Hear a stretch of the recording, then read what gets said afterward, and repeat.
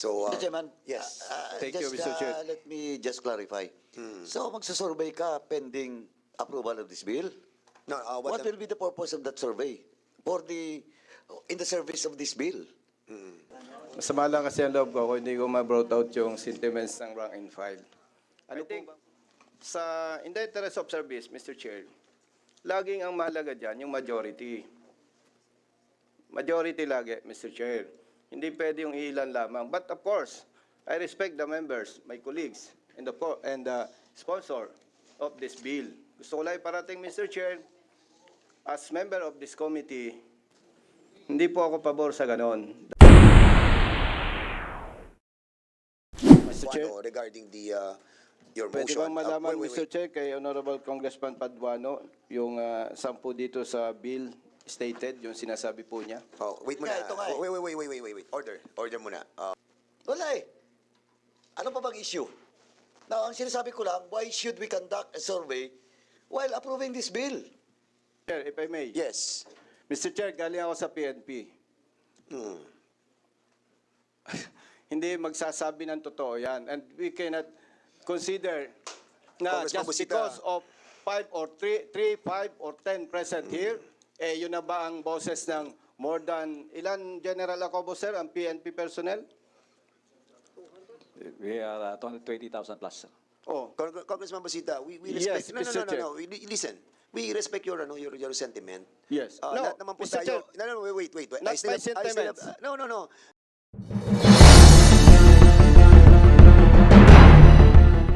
Magandang araw mga kabida. Maligayang pagbabalik sa ating channel. Sa video nga na ito ay ating matutunghayan ang naging mainit na sagutan sa pagitan ni Congressman Busita, Congressman Dan Fernandez at ni Congressman Caraps Paduano. Isa sa kanilang mga tinalakay at isa rin naman sa hindi sinang-ayunan ni Congressman Paduano ay ang pag-survey sa hanay ng mga kapulisan para sa ipapasang bill sa Kongreso tungkol sa retirement ng mga pulis. Ayon pa kay Congressman Busita na ang layunin ng survey ay makuha ang tamang bilang ng sang-ayon at hindi sang-ayon at lumabas ang majority decision ng nakararami at hindi ng iilan lamang na tinututulan naman ni Congressman Paduano. Narito ang kanilang mga pahayag. Mr. Chair. Mr. Chair, meron lang po akong ilang questions sa PNP. General Acobo, sir. Nag-conduct po ba ng survey ang PNP sa inyong personnel regarding this proposed bill? As of now, sir, the survey is ongoing and we'll be willing to submit the results, sir, once matapos po namin yung survey. Yes, ongoing. Ano po ang style or yung paano po yung survey ninyo? Is it meron kayong form na pinipila pa ng personnel? It's a Google form po, sir, na may da-download na sa kanilang mga offices through Viber and they could immediately respond through their cell phones at may record namin kagad yung results ng answers nila. Kung ako po ay member ng PNP at mag-fill up ako doon sa survey form, may pangalan po ba ako dito?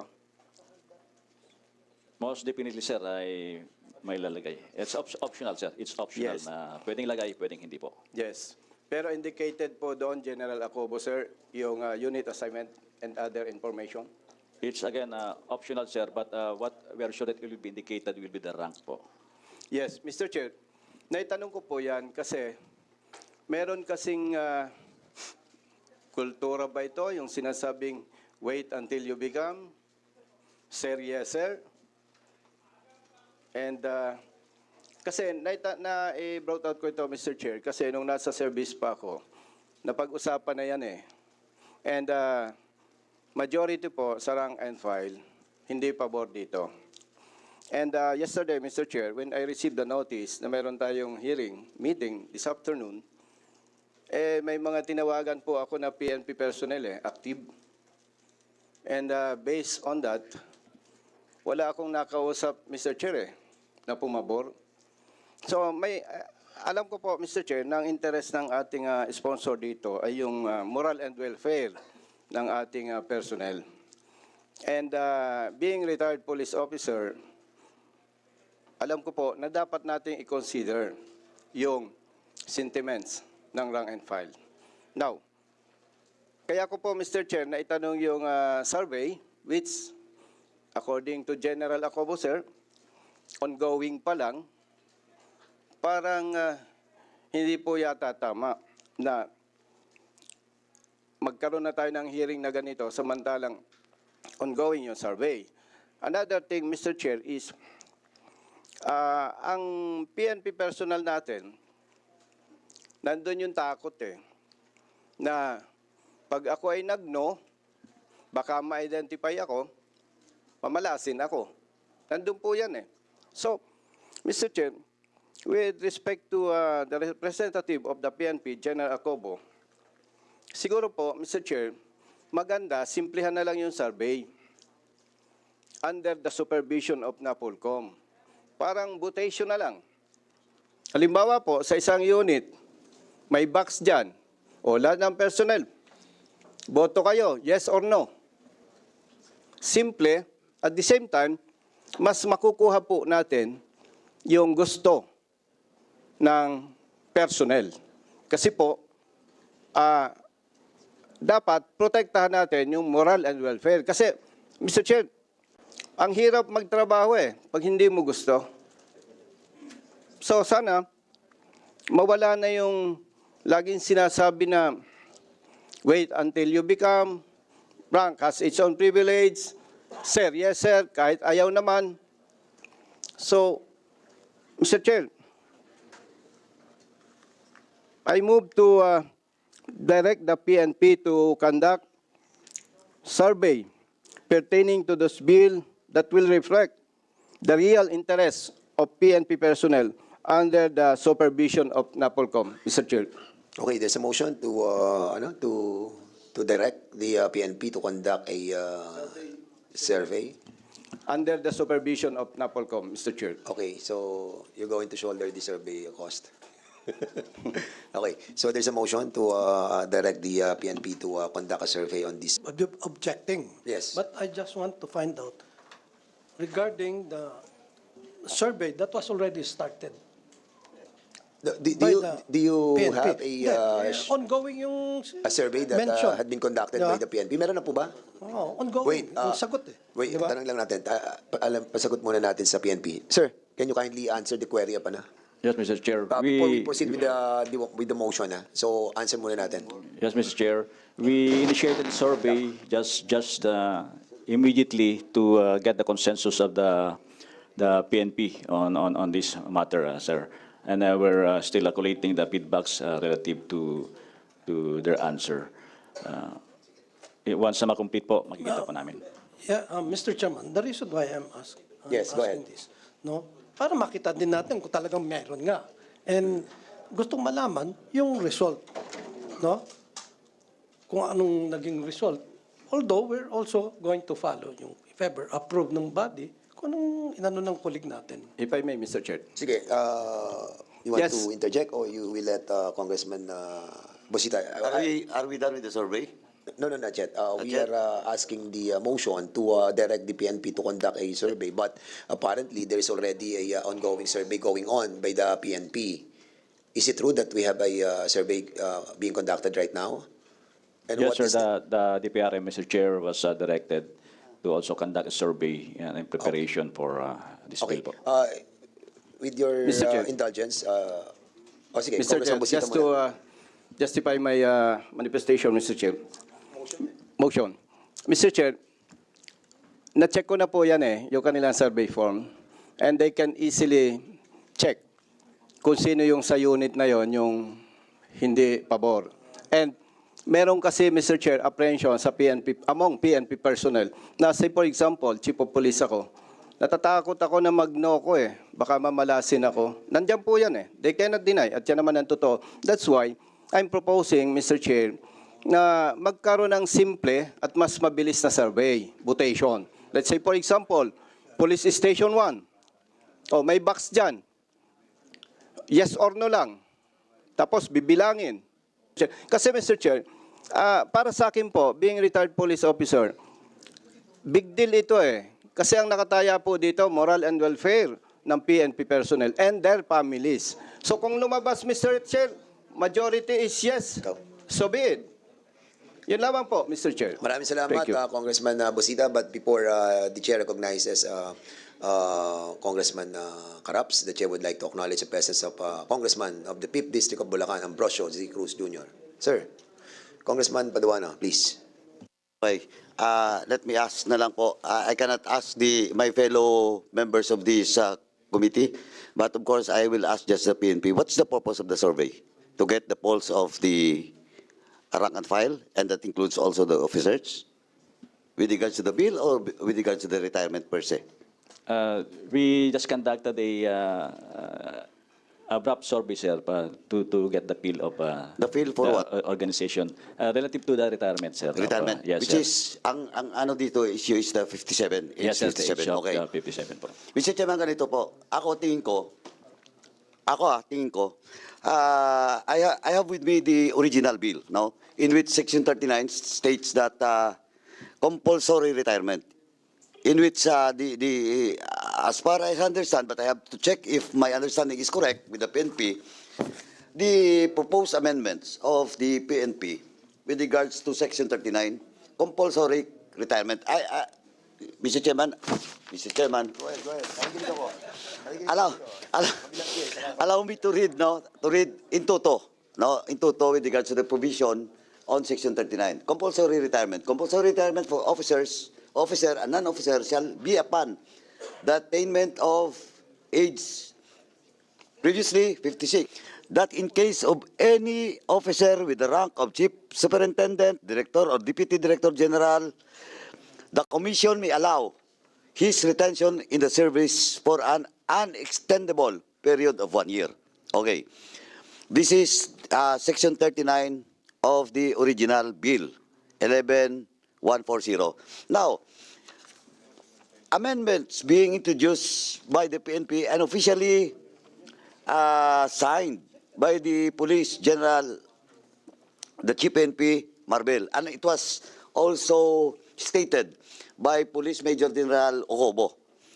And let me read, Mr. Chairman, the proposed amendments. And I think the issue about retirements of all PNP officers, and that includes non-commissioned officers, Mr. Chairman. And let me read the proposed amendments to this bill. Compulsory retirement for officer and non-officer shall be upon the attainment of 57, provided uniform personnel, we're talking here about uniform personnel as a whole, uniform personnel who have less than 1 year in service. Ibig sabihin nun, 1 year at the age of 56. Tama? Tama, General Cobo? Okay. This refers to itong who have less than 1 year. Ibig sabihin, at the age of 56. Okay? Upon the effectivity of this act, shall have the option to retire at the age of 56 and shall be considered compulsory retired. Okay. Now, let me ask the PNP so that the issue about survey and everything, because I think the issue, Senator Busita will correct me if I'm wrong. The issue here is about the interest of those non-commissioned officers down below, or rank and file, which will retire supposedly at the age of 56. Okay? So instead of 56, they will retire by 57 compulsory, based on the original proposed bill, except for those Director General, blah, blah, etc., etc. Now, dito po, sa amendments, Mr. Chairman, ng PNP, may option po, to retire. At the age of 56, non-commissioned and commissioned officers within the PNP can retire. And it will be considered compulsory retirement. And as far as I'm concerned, just correct me if I'm wrong, Senator Busita, the concern of the non-commissioned officers are those aged upon retirement at the age of 56. na mag-extend pa ng 1 year kung mag-57 ang compulsory retirement. But in this proposed amendment of the Philippine National Police, as stated by Major General Ocobo, and the letter or position signed by the Chief PNP, pwede po at the age of 56 if commissioned or non-commissioned officers wants to retire, considered po as compulsory retirement ng opisyal. So it never changes. It never changes. For example, ako, at the age of 56, supposedly, I have to retire. Now, pwede ako mag-retire. Option ko to retire, or I will extend my 1 year. So, ganun pa rin. So, in question of the protection or the interest of the rank and file, kasi, dito kasi, but of course, that is an issue being raised na yung papaboran dito ay yung mga nasa taas, mga commissioned officers na magre-retire na ng 56, lalo na humabol para Chief PNP, or sabihin na natin diretso, Chief PNP ngayon, should retire on February next year, pag naipasa itong bill to, may 1 year pa siya. Option siya. Tama? General Ocobo? So my interpretation is correct na still, that will be considered compulsory retirement if I opt to retire at the age of 56. Tama? Tama po, sir. Oo, tama. So, again, I cannot ask my fellow members of this committee, but that is based on my understanding and what I felt with regards to surveys and everything. It's all about the age retirement between 56 and 57. But under these amendments, I have said, may option po ang commission and non-commission officers to retire at the age of 56. And it is still considered as compulsory retirement. Yun po. Thank you, Mr. Chairman. Klaro naman Mr. yung Chair. ating nabasa at sinabi po ng PNP.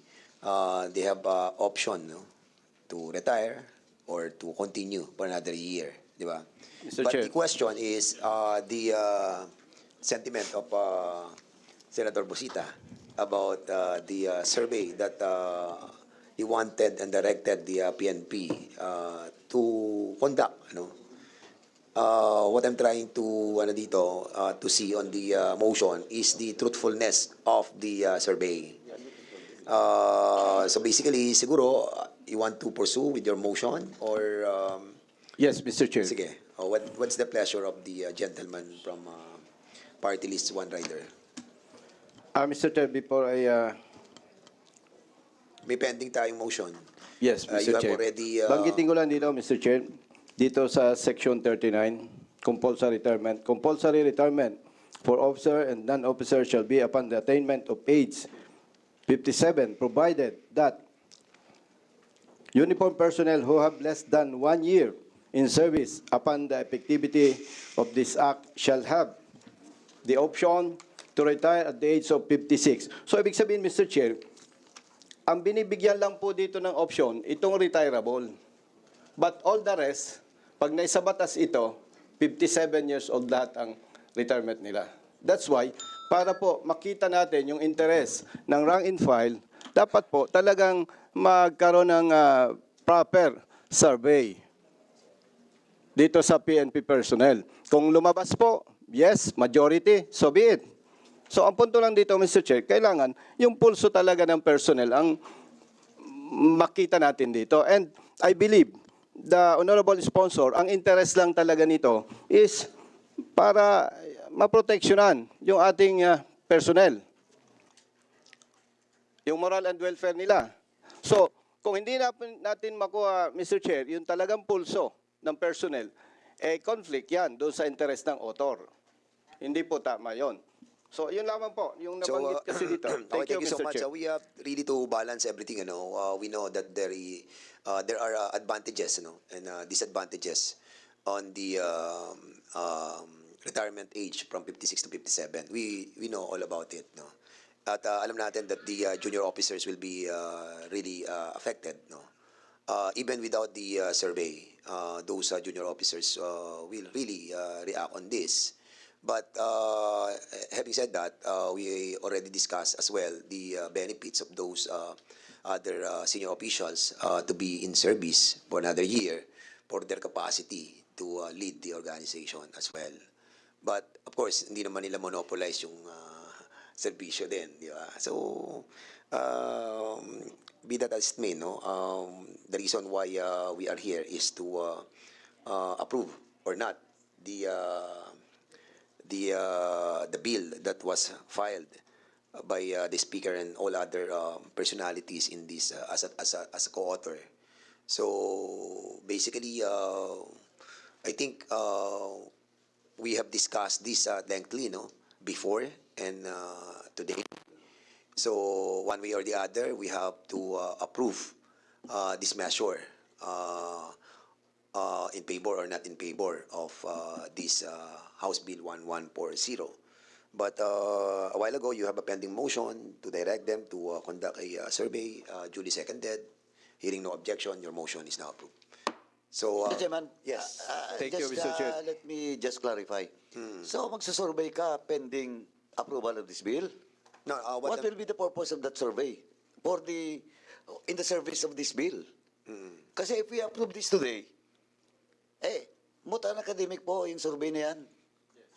Di ba? Now, Mr. Chairman, ito lang po, again, I will just like to reiterate, and I will ask the PNP, not my fellow members of this committee. Kasi po, optional retirement, you can apply for optional retirement. But in this case, ang sabi ko nga, ano pa bang interest ng mga rank and file?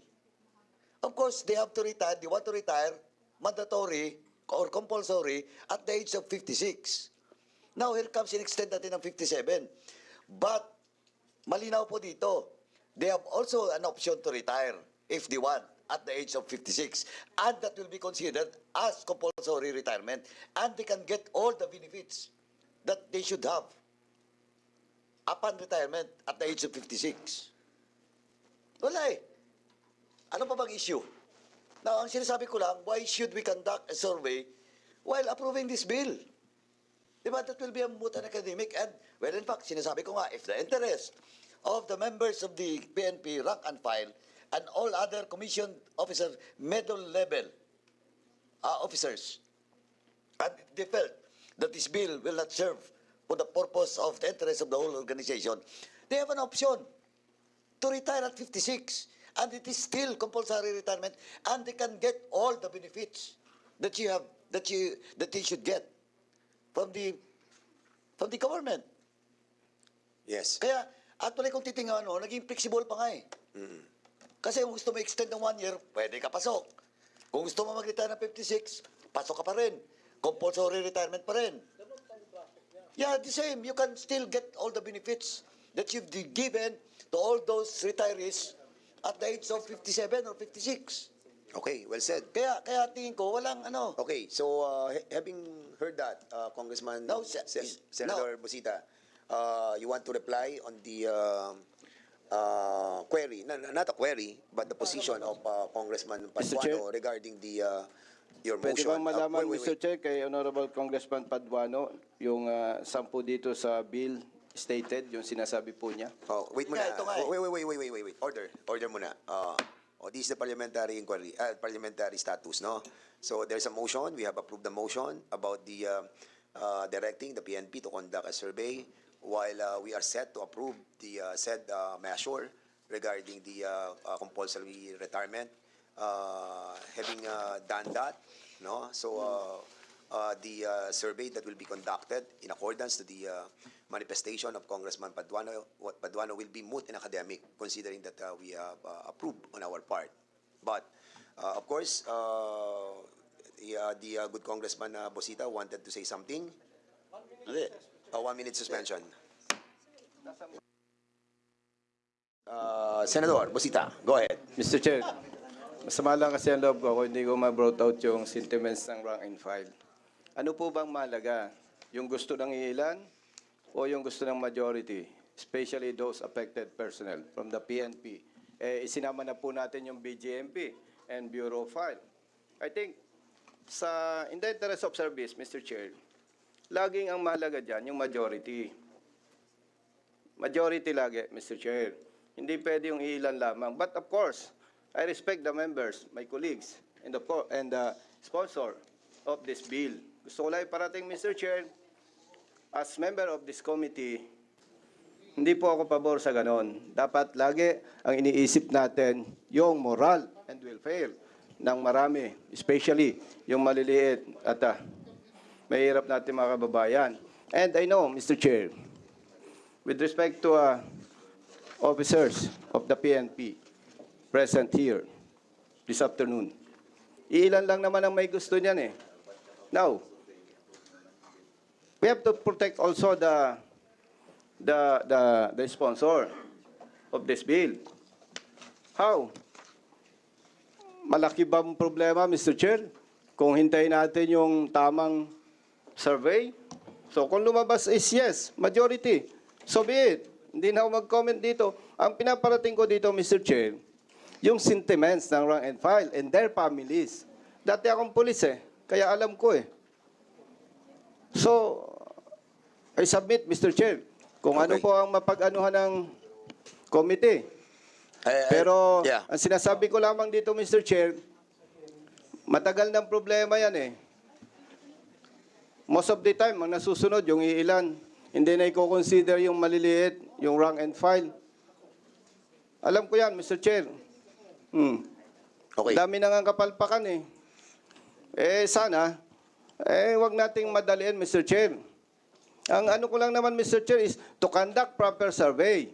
Okay, Para lumabas Congressman yung... Busita, with all due respect, Yes, Mr. Chair. kasi sinasabi mo na minamadali natin. We are not. As a matter of fact, we have discussed this lengthily.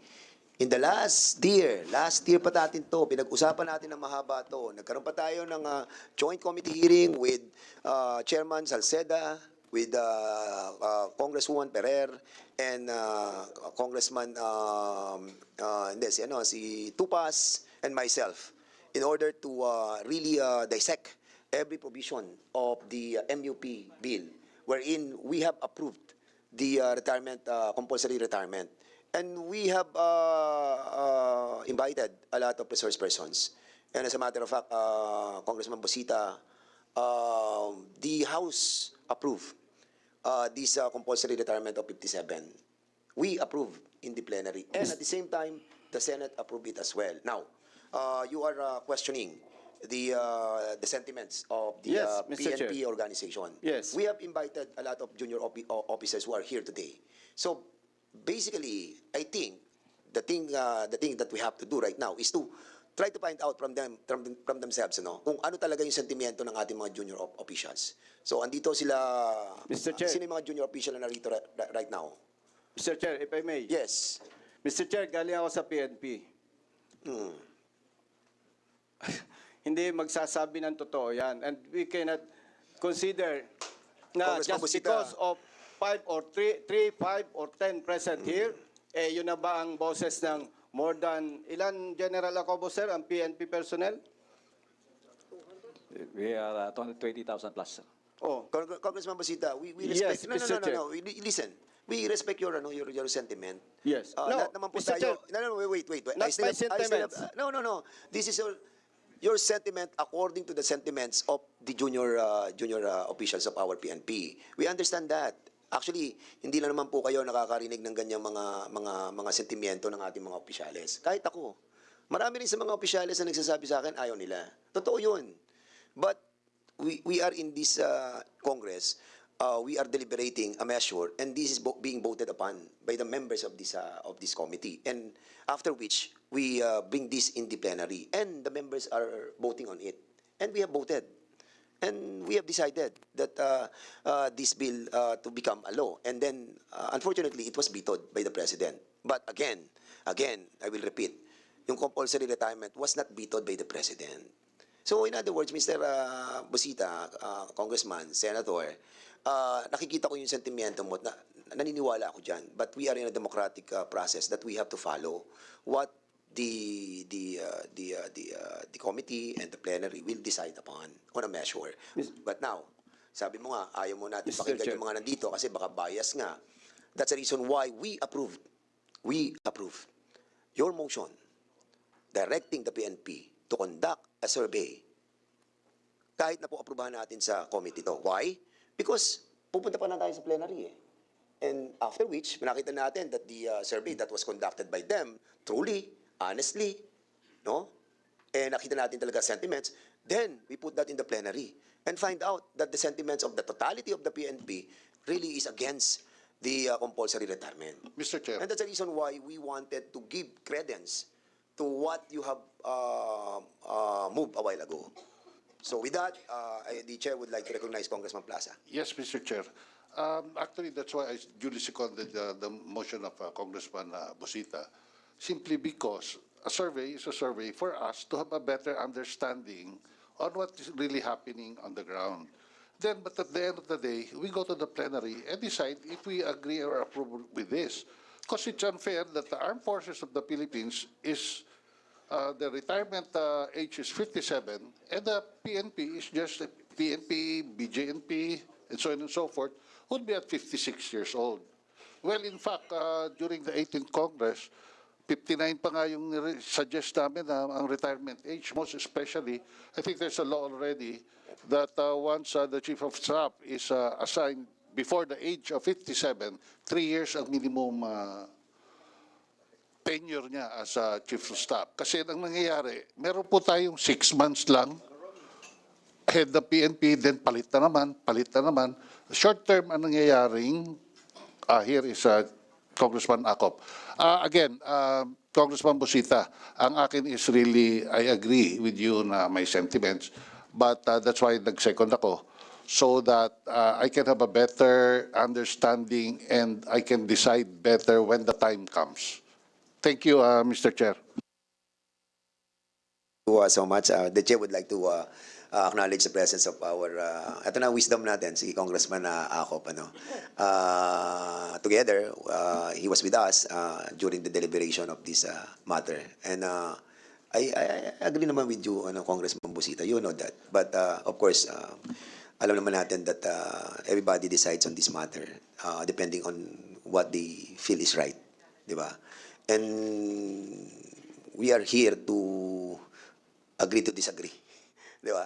And alam natin that there are advantages and disadvantages doon sa gagawin nating approval nung retirement age na 57. And we passed through that eh. We passed through that na naaprubahan na po natin to nung pang joint committee hearing with Joey Salceda and Congressman Tupas. And mahaba yun. As I have said, para ma-recall din ni Congressman Acop yung pinagdaanan natin. And yun na nga, naaprubahan ng both houses and then was vetoed by the President, not the compulsory age. Diba? Anyway, just to be fair to everyone, no, especially to the motion that was made and duly seconded by Congressman Senator Busita. Mr. Chairman, can we direct the PNP to submit the result before the bill goes to the plenary for second reading? Kasi after this, dadaan pa naman to sa rules, no? Maybe next week. Kaya na ba, Jen, next week? Before we tackle this bill in the plenary for second reading. Mr. Yes, Chair, Mr. if Chair. I may, Congressman Paduano, sir, Go if I ahead, may. Congressman Busita. Go ahead. By the way, Mr. Chair, gusto ko lang pong i-remind ang PNP na yung motion ko po kanina, yung survey under the supervision of the NAPOLCOM. Hindi po yung kanilang sinasabing survey, Mr. Chair. Okay, can the NAPOLCOM and the PNP commits that the survey, result of the survey will be submitted to the committee before the bill goes to the plenary on second reading, and submitted to the committee secretary and copy furnish Congressman Busita.